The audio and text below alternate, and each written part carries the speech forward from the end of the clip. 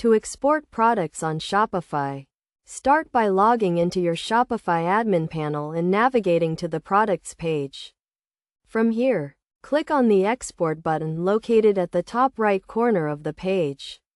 In the Export settings, you have the option to choose which products to export, such as all products, a specific collection, or a custom selection. You can also choose the export format, with options including CSV, Excel, or JSON.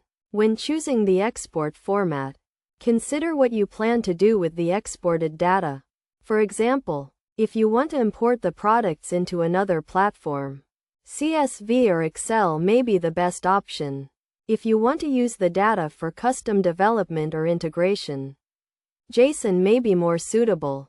Next, select the columns you want to include in the export, such as product title, description, price, and inventory levels. You can also choose to include additional information like product images and variants.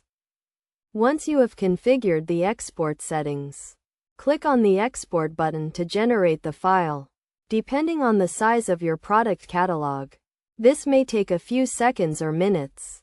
When the export is complete, you can download the file and use it for your desired purpose, such as importing products into another platform, analyzing sales data, or creating custom reports. It is also a good idea to regularly back up your product data by exporting it and storing it in a secure location.